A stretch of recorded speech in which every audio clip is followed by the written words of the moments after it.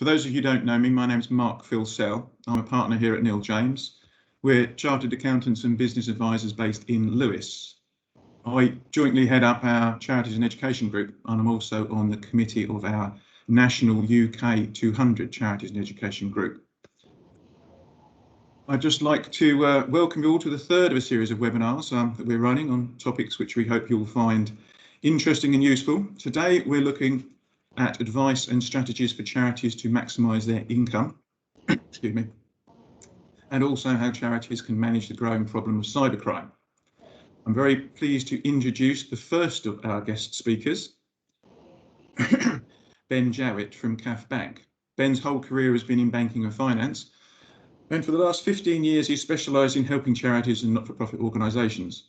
Ben joined the Charities Aid Foundation in 2015, where he provides financial support to charities and social enterprises, helping them maximise income and returns from their savings and investments. Before I pass you over to Ben, could everyone please mute their microphones so we don't get any feedback? And if there are any questions, please could use the chat box and Ben can pick them up after his presentation. Finally, I do just need to let you know that we are taping today's presentation. So Ben, I'll pass it over to you. Thank you. Right, thanks very much, Mark. Yeah, not much to add really to that introduction, so thank you for that. Just so you know what the role I play at CAF, I'm a client relations manager on CAF's charities team. Theoretically, I'm based in London, but I haven't been into London since March the 16th last year. But not that I'm counting, but even on a normal day, or a normal week, I'd probably only be in London sort of 2 to 3 days maximum, just purely and simply because I work with charities throughout London and the South East. And my job is basically to go out and meet up with charities and make sure that they're getting the most from all the services that, that CAF can provide. What I'm going to do now, I'm just going to share my screen. Now, hopefully you can all see that. What I would say is the title that appeared in the sort of information about this, it's quite a vague, or quite a broad title, because there are many ways that charities can look to sort of diversify or increase their income. It could be through broadening the services they do. It could be a complete change in the charity's objects. That sort of thing takes a while, because not only do you need board agreement, you might also need agreement from the Charities Commission itself. And it also takes a fair amount of time to sit down and come up with a business plan. That is a discussion maybe for another day. What I'm going to look at is perhaps an easy way and a quick way for charities to say increase their levels of income with very little action needed from them. Call it the larder fridge freezer. And really it's looking at charities' reserves, because I'm not going to ask for a show of hands or anybody to put any comments in the chat, but I see on a regular basis, or I speak with charities on a regular basis, who have maybe had their reserves in the one account with the one bank for several years. It may well be that a previous finance manager or trustee recommended that account, and so it was opened up and nobody's thought to question it since. It may be that there were good rates at the time, and the rates have changed, and it might also be that people think, well, this is the way we do it at this charity. We bank with XYZ Bank, and these are the accounts we have. But there are, even with interest rates and base rate, especially as low as it is, there are easy ways of increasing your income. Just this morning, I was talking with a charity, and we worked out how we can earn them an extra £3,500 in interest in a year. They've been sitting in it, have money sitting in an account doing nothing for a while, and the lady there called me and say within 10 minutes we were able to work out how much extra they were able to earn. But before we start, I'll tell you a little bit about CAF, and it will be a little bit, because if I was to tell you everything that CAF can do, I'd probably be here all afternoon. And so with apologies to anybody who's come across us before and knows everything that we do, CAF is a charities aid foundation. We are a charity in our own right. We've been around for, in one shape or form, since 1926. Actually a very long and grand mission statement that I can never remember, but we're basically here to help get money to charities. That can be working in our private clients team, or through our private clients team, who are basically there to help individuals give money to charity in as an efficient way as possible. We have a corporate team who work with large corporate trusts. It might be a bank with their charitable foundation. It might be a supermarket with their the carrier bag tax. But where I come in, so working on the charities team, I'm almost like the charity-facing part of CAF, and it's my job, as I said earlier, to make sure that charities are getting everything they can from us, and that might be through fundraising. It might be through a simple bank account, straightforward bank account through CAF Bank. What I'd say is, if you haven't come across CAF Bank before, it's a bank that's wholly owned by CAF, the charity. We only provide our services to registered not-for-profit organisations. And basically what CAF Bank does, it provides sort of a simple, straightforward charity bank account, and we provide loans to charities as well. CAF Financial Solutions has been around since the late 80s, and it's there for perhaps slightly more complex accounts that aren't provided by CAF Bank. A range of deposit accounts, investment services, and the like. When looking at a charity's reserves, and the reason why we call this sort of the larder, fridge, freezer, is we feel it's important for a charity to be able to divide its reserves into what it needs, or what it thinks it might need in the immediate short term, i.e. the sort of food that you put in the larder, what it might need in a slightly longer term, and the sort of reserves that can, in effect, be stuck in the freezer and forgotten about for 3 or 5 years. So frequently when I'm talking to charities, I try to find out from them what they are looking for with an account, what's most important to them. And with an instant access account, I mean, there may be other things that come to mind for you, but I've just given a few sort of examples of the sorts of things to consider if you are looking to open an instant access account with a bank or building society anywhere. The first one is, how easy is it to apply for the account? I think it's fair to say that trustee meetings these days are nothing at all like they were 2 years ago.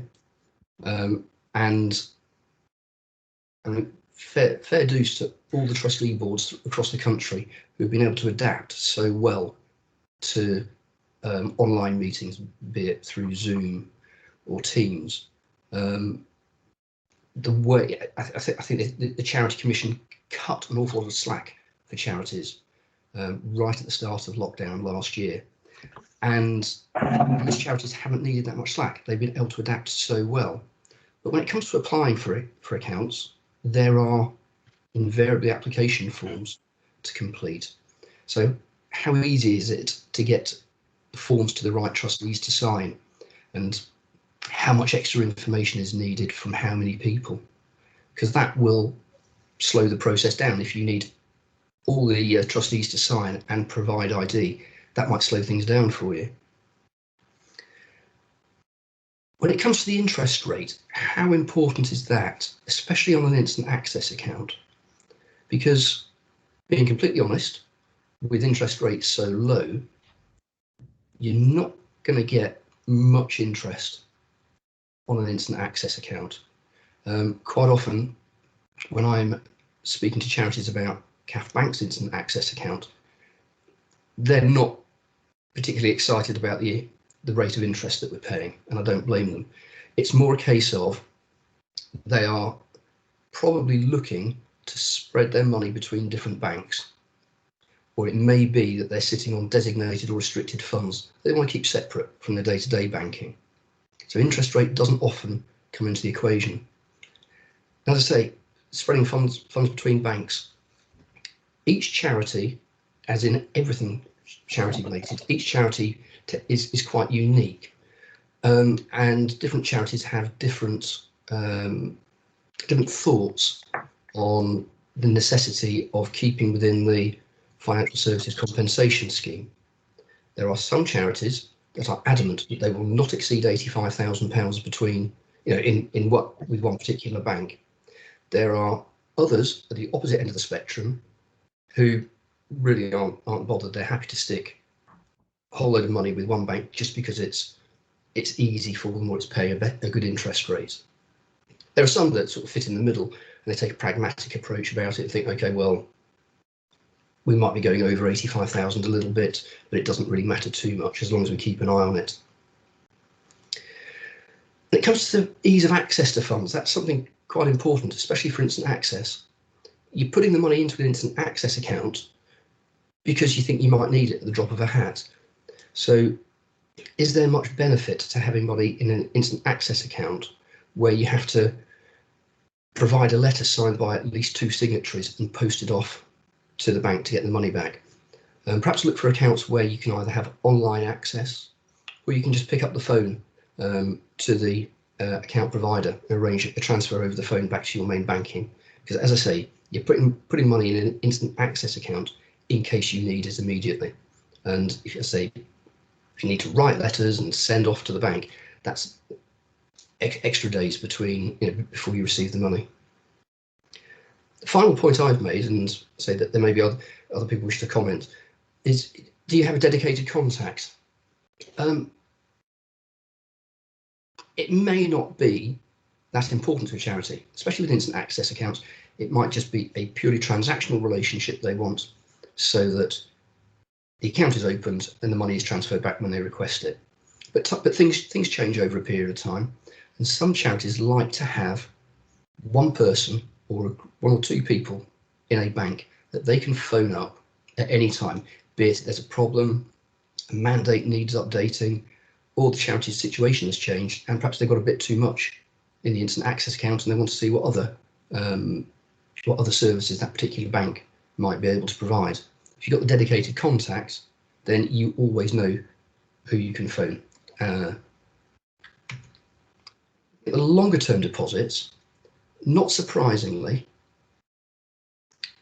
the questions or the considerations are much the same, but for some of these perhaps it's a bit more important, because with an instant access account, if you choose the wrong account provider, it's fairly easy to get your money back.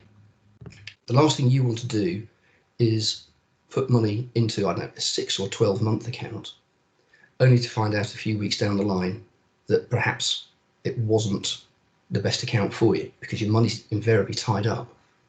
So again, it's ease of applying.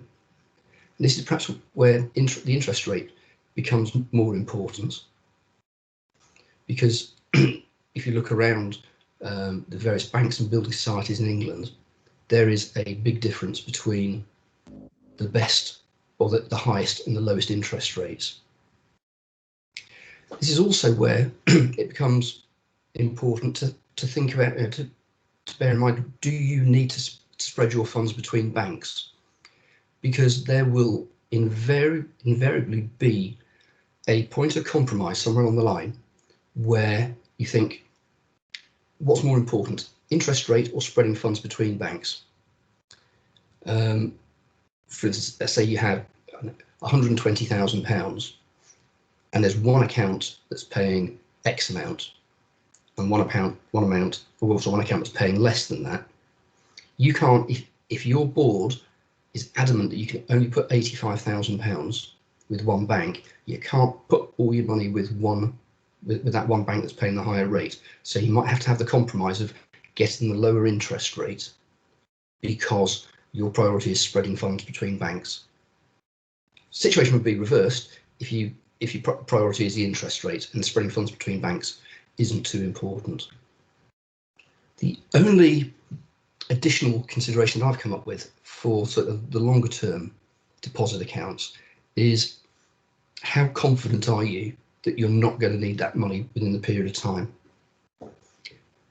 10 years ago, 13 years ago, when interest rates were higher, it was possible to have accounts where you could put the money aside for, I don't know, 90 days and get the money within that 90-day period if you needed it, but after the payment of a penalty, loss of interest.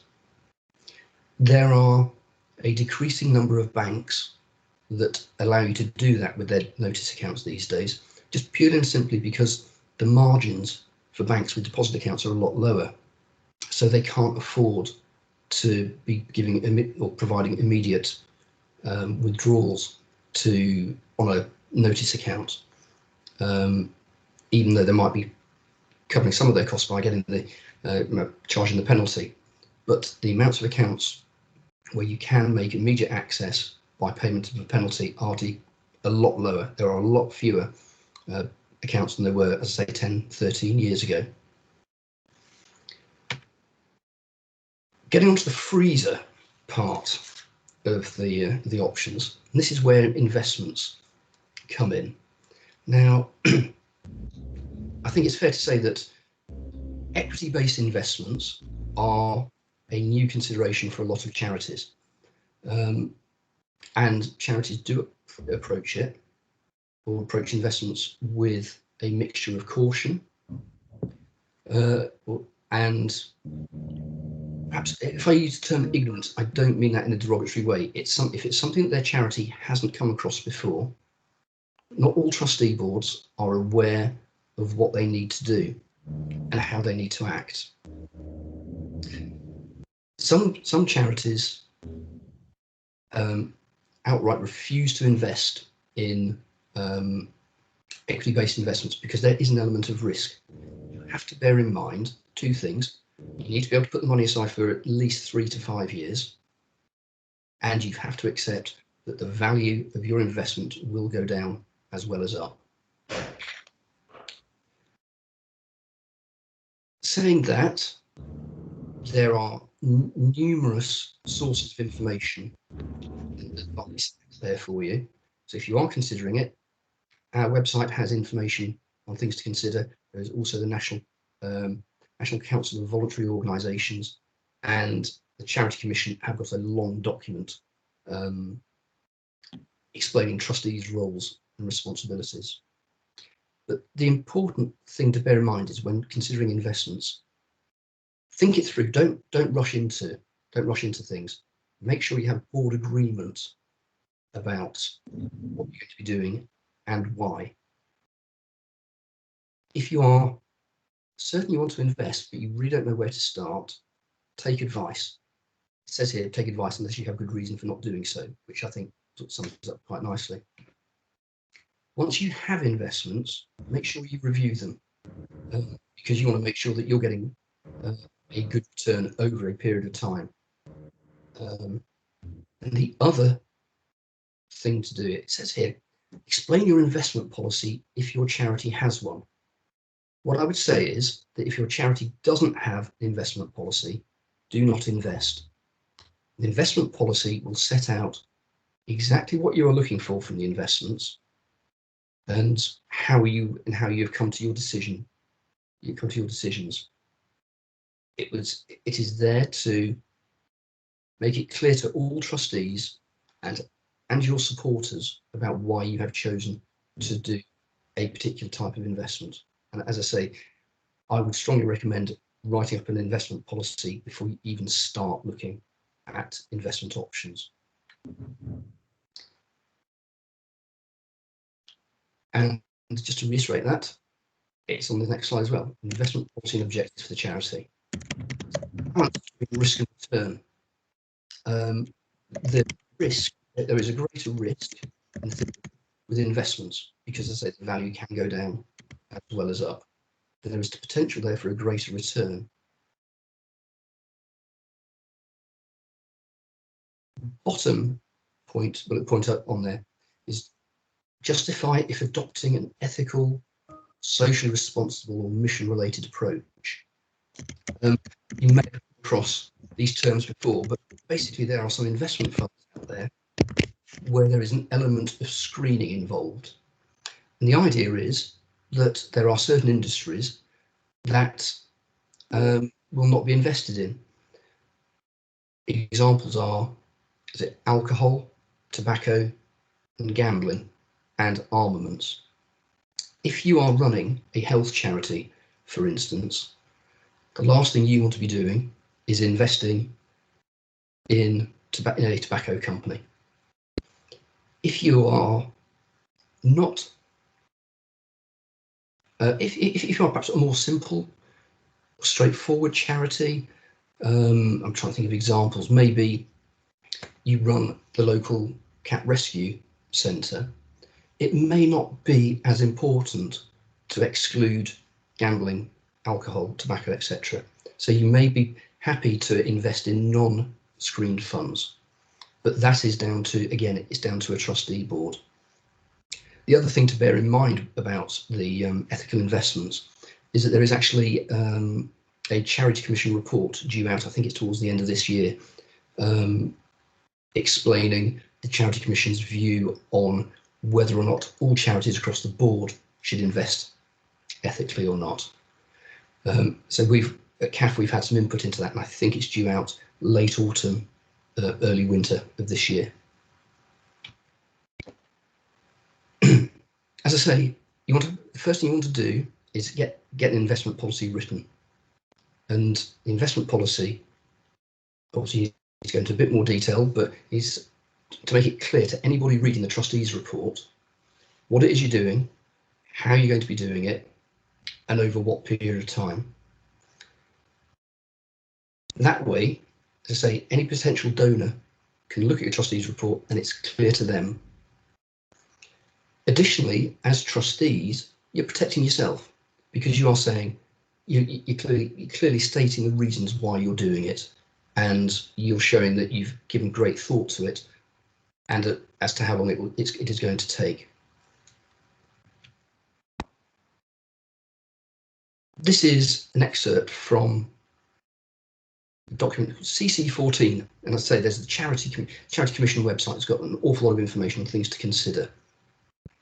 But very simply, what the Charity Commission say is that if trustees consider things carefully and act in good faith, then they can't be criticised for their decisions. And that's where, say, going back to the investment policy, will set out why the trustee, or how the trustees have considered relevant issues, whether or not they've taken advice, and they've reached a reasonable decision. There are there was one charity I was speaking with just over a year ago, and they obviously hadn't read the Charity Commission advice, because they were looking to invest directly into a company that was mining Bitcoin. That, put it this way, I am not allowed to give advice in my job. It's my job to provide as much information as possible so trustees can make their own decisions. I'm not allowed to give advice, but I broke CAF's rules, and I said to the charity, do not invest in Bitcoin, because they hadn't taken any advice. He'd obviously read about it somewhere and he thought it was a good idea. And I think the Charity Commission would have been highly unlikely to say it was a reasonable choice to invest £50,000 in Bitcoin. Fortunately, that was the exception rather than the norm. And as I say, as long as you follow the guidelines in CC14, a trustee is unlikely to be criticised for any investment decisions they make. That is the end of my presentation, and apologies, I seem to have overrun by a couple of minutes. Not a problem. Thank you very much, Ben. There doesn't appear to be any questions in the chat room. If anybody would like to unmute and ask Ben a question, please feel free. Deathly silence. Okay. In which case, I'll pass over to Claire. Claire is a senior manager at NatWest Bank who's worked within the banking sector for over too many years, specialising in not-for-profit charities and education sectors within Sussex. Joining Claire today are guest speakers from Gallagher, a global insurance brokerage, risk management and consultancy firm. Jonty Mongan is Gallagher's head of cyber risk management and provides risk reduction and cyber resilience services to help UK organisations defend themselves against cyber attacks. With Jonty is Tim Pope, a corporate development executive based in Gallagher's Chichester office. Once again, could everybody have their microphones muted and put any questions in the chat box. Claire, I'll pass over to you. Thank you very much, Mark, and thank you for inviting us today. As Mark said, I've been specialising in the charities education sector, specifically in that sector for over 12 years, but have been with the bank for longer than probably I care to declare. So today we're going to talk about cybercrime, aspects that many of our customers and non-customers have issues with, and it's something that we've seen an increase in activity over the last year, predominantly, I guess, with people working from home. Unfortunately, the criminals are using that as an opportunity to enforce options as to trying to hack into systems and the like. As a bank, we work with AJ Gallagher's, and they offer specialist advice across the whole spectrum, not just banking. So I'd like to hand over to Jonty and Tim, and they will run through today's presentation. Thank you. Okay, Tim, I don't know whether you want to open with any words or you want me to just get straight to it. No, I think, Jonty, if you're happy, let's fire on. Okay, so yeah, my name's Jonty. I run a team of 6 ethical hackers, and our job is to help our clients get out of cyber problems. But we also have another job, which is to help them not get into cyber problems. So 2 main takeaways, hopefully, from today's webinar. Part 1 of what I'm going to show you, hopefully will illustrate how easy the type of attacks that criminals are conducting are. And there's a couple of things that underpin why cyber criminals are rushing towards cybercrime. But the most important part of today's webinar, hopefully, is that you get to take away some tips and things to go and change about the way that you do things that may keep you safe. You know, and I'll never know whether that actually contributed to you not being hacked, but here's the hope that whatever we say in the next sort of half an hour, you take it on board and then you go and do something with it. So I'm going to share my screen. There's some stuff that I'm about to show you that I'd be really surprised if you'd seen it before. And if you had, I like to make these webinars, conferences, sort of a two-way thing. So please drop in any comments in that chat window. You know, I've got it open on my right-hand side. So as we're talking about things, it'd be interesting to know your thoughts, feelings, and yeah, let's try and make this a conversation. So let me just share my screen. You should see 2 screens coming up now, this one and this one. Can you see both of those? You're probably all on mute, which would be good advice, so I'm going to assume you can. So yeah, this is me on the left, before children, so I look a lot fresher then. This is just a brief brochure which just illustrates what we do. But Gallagher is one of the world's largest insurance brokers. So when I say, you know, we help people get out of incidents, I'm dealing with £1 million claims every week where it's quite common for me to pay criminals. And I'll come on to that in a moment. When I say pay criminals, one of the things that we do is obviously provide insurance. And if somebody can't get out of the problem and they're having to pay a ransom demand, and we'll talk about ransomware today, it's quite common for me to pay that money so that our clients can get back up and running. But we have a whole host of services that help people get better at cybersecurity. So if you want more information on that, Tim is definitely your guy. So what is cybersecurity? You know, what does it actually mean? Well, there's this sort of stuff, you know, the whole cool hacker screen.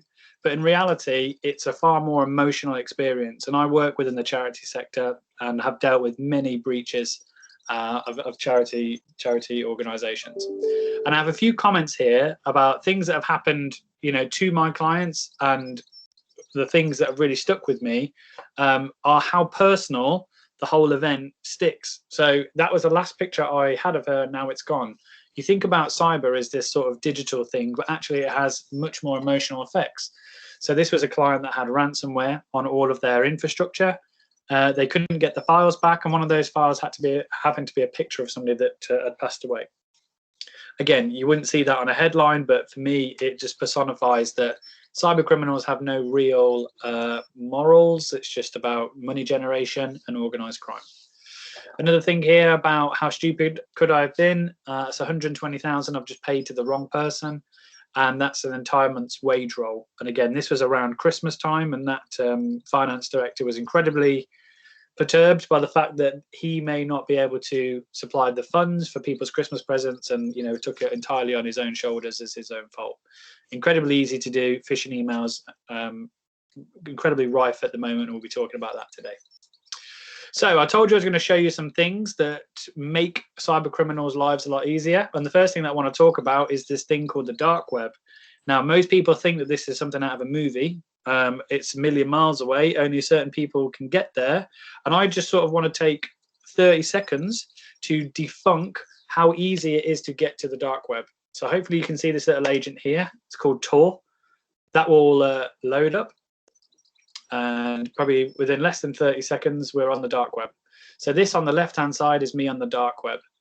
So what do you go to when you're on the dark web, and why is it, you know, even being discussed today? Well, there's lots of interesting websites. And if I go to another website that will tell me where the good stuff on the dark web is, this is on a public website. I'll come back to the dark web. I'll just make this bigger. Again, I'm still within my 30 seconds here.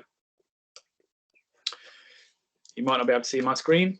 So this is a dark web website hosting a lot of very criminal, organized crime-based websites. So if you want credit cards, passports, guns, PayPal accounts, you can buy them here or with Bitcoin. If I open this in a new link, and I'll just pick any random one, Onion Wallet, cash machine, fish PayPal accounts,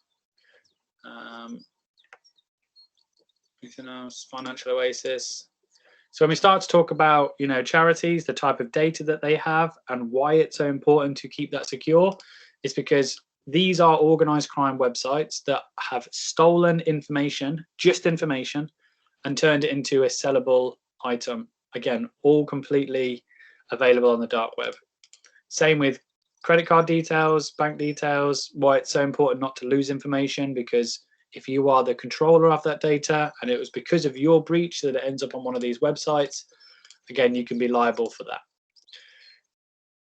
The reason why cybercrime is growing so quickly is because there is no DNA in the cyber world.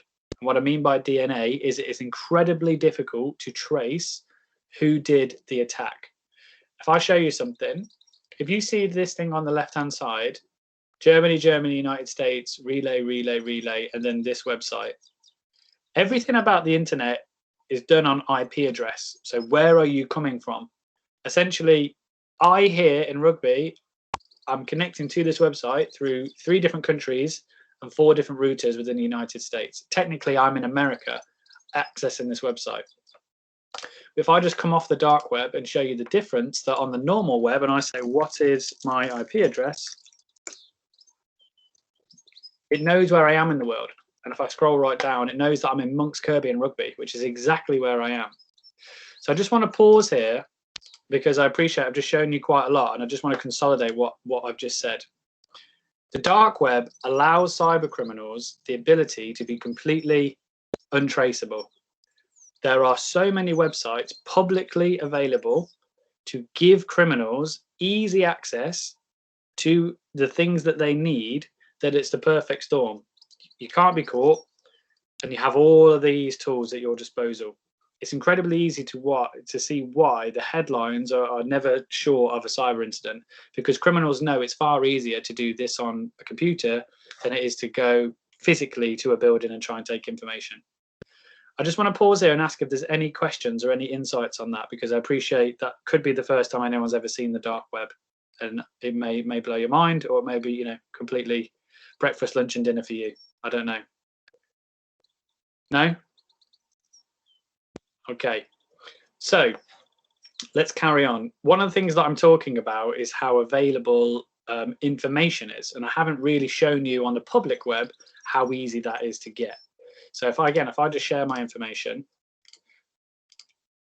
let's just say that I wanted to know an email address and a password about a person. Well, most people have a work email and a personal email, and everybody has a LinkedIn account, and there is a site here called Have I Been Pwned that if you know somebody's email address, which is incredibly easy to find, you can ask this website, has that email address ever been involved in a data breach? If I ask, has John Timongan at hotmail.co.uk ever been involved in a data breach? 7 data breaches. Now, this website is used by consumers like me and you to see if our email addresses and passwords have been leaked, and therefore I can change them.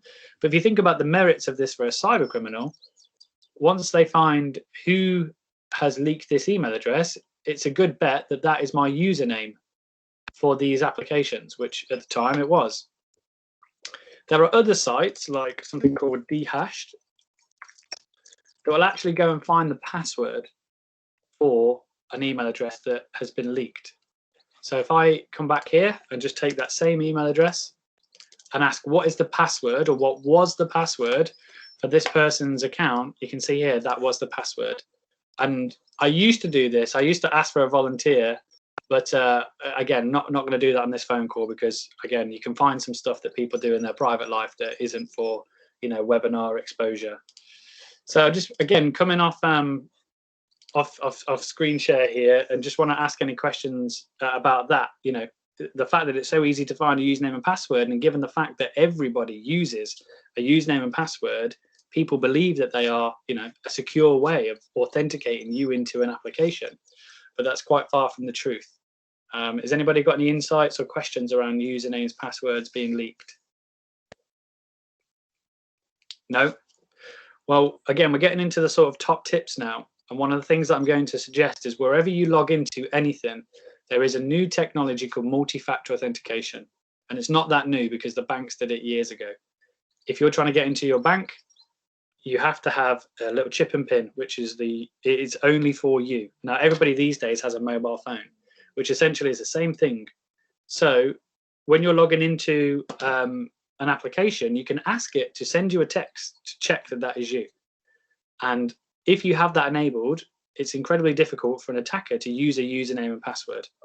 So my first top tip would be, if you have anywhere that you log into that allows you the ability to use your phone as an authentication, because the chances of an attacker stealing your phone, getting your username and your password, knowing the chip and pin to get into your phone is incredibly unlikely. And what we're trying to do now with IT is make it more and more difficult to get into accounts. So let me come back to my PowerPoint. Share screen.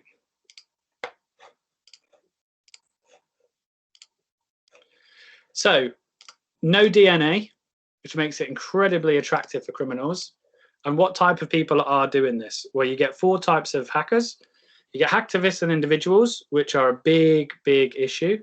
These are people that aren't part of organized crime gangs, but definitely know what they're doing and can find themselves just exploring websites to try and lure you into giving them cash, ransomware, that type of stuff. And what I mean by that is it's quite easy for anybody just to send you an email with a piece of ransomware. If I show you what this looks like, anybody on any given day can send you a file that, if opened, could encrypt all of your emails, all of your servers, anything essentially on the network. And generally it's done in tandem with social engineering. So let's just say you're advertising a job. Somebody sends you a CV that says, here's my CV. And in reality, it's a .exe file. And one of the things I've just mentioned there is a .exe file. And I appreciate this might be unfamiliar to anybody that's not in this industry. But a .exe file is something that executes when you click it. And you'll see here what's just happened is somebody had an email with a .exe file. They click save, and then they were asked to open that file, and then they click run. Now, if anybody here listening was asked to open a file that said run, I'd say there's a good chance that you'd say this is a bit unusual. But as I said, at least once a week, I'm dealing with a multi-million-pound claim where somebody has clicked an email, and it can genuinely be from just one email. And what is happening here on the left-hand side is all of these files are starting to be encrypted, meaning you cannot open those files ever again unless you have the decryption key, which is when you go to open it, it will say, do you have the password, basically, which is a decryption key. And they don't, because the attacker has it. And this is how ransomware works. And it is almost the most common method we pay out on claims. And again, I've had several situations with charity clients where this is a reality. So they've clicked an email, they've opened it, they've ran it, it's encrypted all of their files, and they're left in this situation where what do we do? There is really only two options here. One is to pay the ransom, and that is a last solution. The one that you want to be able to do is to restore all of your infrastructure from a backup. This is where a business takes regular backups so that if this happens, they can go back to a point in time when the infection wasn't on the network. This particular ransomware is quite cheap. It's $150 to get out of the problem. But again, the most common amount of money is somewhere between 120 and £250,000 just to get the files back. And again, then you've got the issue of, if I pay, will you actually give it back, or are you just going to ask me for more money? Which again is really common. But bottom line is, ideally, you wouldn't be in this situation because you wouldn't have opened an email. And again, there's lots of things that an organization can do to make the chance of this happening less likely. And towards the end of the webinar, I'll be signposting some things you can go and do. So again, in true fashion, just coming off screen share to ask if there's any questions or insights there. There's a few things in the chat about this is very scary. I'm very worried. Have no fear. You know, we're here to guide you as a wise Sherpa on how not to do these types of things. Okay, so let me go back on to the PowerPoint.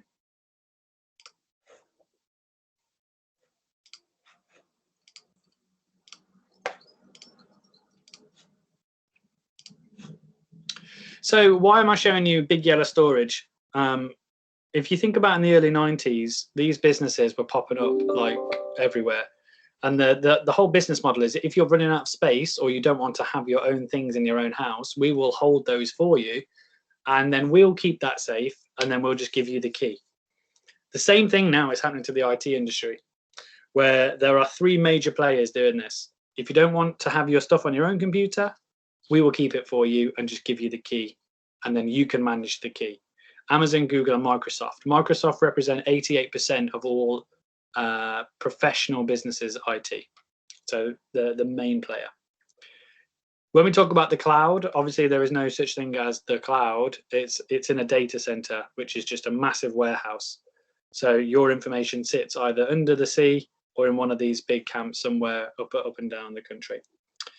The reason why I'm talking about this is because IT now, for us as consumers, is all about this. We log into our phone, we log into our email, we log into pretty much everything. And that process of logging in is 99% of the game at the moment. If you can make it more complex for somebody trying to pretend to be you, to lose that game, you have a much better chance of not being one of these organizations that gets hacked. So that thing I was talking about multi-factor authentication is so important, because a username and password, as you've seen when I went to those websites, is not good enough anymore. There has to be something else, which is why you have to get something that says, just in case that's somebody else pretending to be you with that username and password, I need to check that is you. And the silver bullet is multi-factor authentication. And it's interesting with cyber insurance, it's becoming almost a compulsory item to get cyber insurance. You need MFA, multi-factor authentication. You know, this whole big yellow storage is almost like what's happening to the high street. You know, you don't need to go anywhere anymore. You can work from home. So these pictures here are, you know, the sort of post-COVID era where there is no more infrastructure on site. It's a router. that takes you to one of your data centers. You don't need physical hardware on site anymore. And what is happening inside organizations, and those organizations that fall short on the cyber side, is they don't invest enough into security. Everything is about usability and functionality. I just want it to work. Well, it can work, but it can be incredibly vulnerable, which is how most things that go wrong do go wrong, is because the whole security piece has not been invested in. Now, some key takeaways, and we're coming to the end of my slot here. If you have a VPN, remote desktop, Office 365 or Outlook Anywhere, or any cloud application, which I know everybody on this phone call has just said in their head, yep, we have some of these. I've got some top tips for you. So let's start with remote desktop. If you're using remote desktop, all I want you to think about is a thing called auto lockout, which is where if you try to log in with the username and password that is wrong, and you've done it more than 10 times, that server will say, I'm not going to allow you to try anymore. That'd be the one takeaway I'm going to give you, because if you have that in place, it stops attackers using the most prevalent tool, which is a thing called Medusa. Medusa is basically a machine that will cycle through millions of usernames and password combinations to get the right one, a bit like cracking the Enigma code. If you have a function on that server that says, if you try more than 10 times, we will not let you try again, you know that any type of attacker has got 10 attempts, and that is it. Again, it's not a silver bullet because multi-factor authentication usually isn't available with remote desktop, but auto lockout would be the thing that I would recommend. VPN, same thing. VPN doesn't mean you're any more secure. It just means that the traffic between point A and point B is encrypted.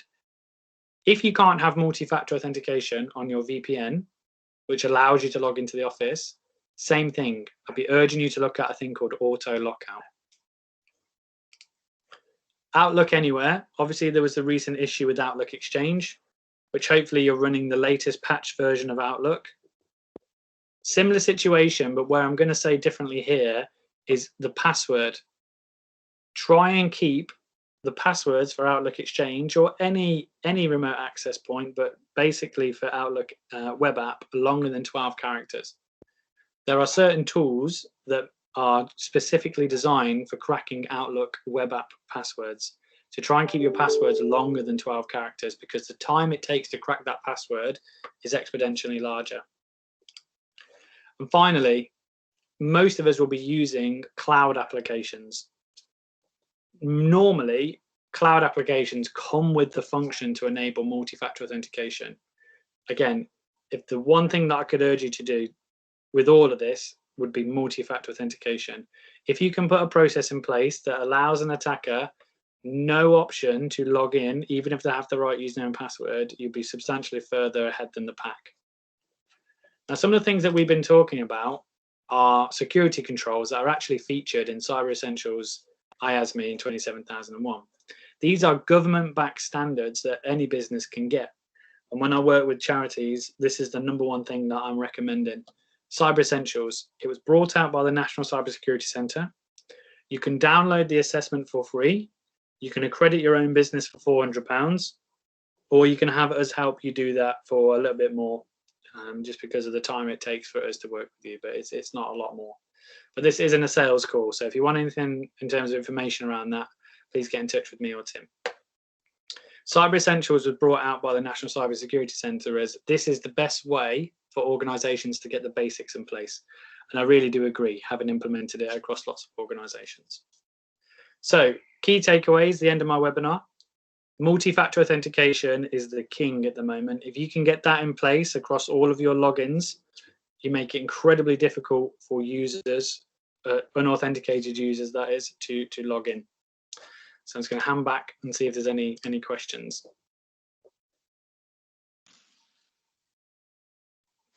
Fantastic. Message has landed. Thank you, Jonty. I think there's certainly some areas that we need to be aware of and so seriously react to, not just from a commercial point of view, but also from a personal perspective. And yeah, I'll certainly be looking at some of my authentications going forward. But thank you very much. As Jonty said, if there are any questions, we're more than happy to answer.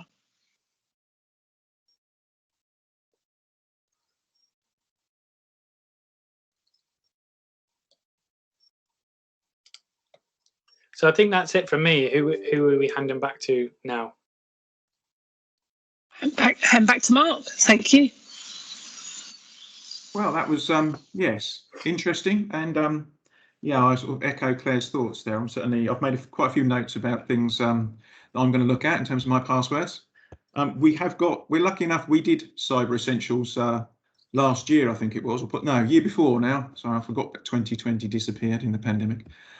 So we have got the basics in place, and a number of our things have got multi-factor authentication. But yes, frightening to see how easy these things are, and particularly seeing how easy it is to access the dark web and what you can obtain. Yes, extremely scary. So thank you very much for that. If there are no questions for Jonty or Tim, I guess that'd be time to call it a day. Charlotte will be putting the link to our feedback form into the chat box. If you could do that for us, be very useful, particularly if you've got any ideas for future webinars. This isn't going to be the last webinar, so we're planning some more. So any ideas will be gratefully received. I'd like to thank all my guests today, Ben, Tim, Jonty and Claire. Thank you very much for your time, and I'll let everybody get on with their afternoons. Thank you very much. Take care. Cheers, everybody. Cheers. Bye-bye. Thanks a lot. Thank Take care. you. Bye. Bye.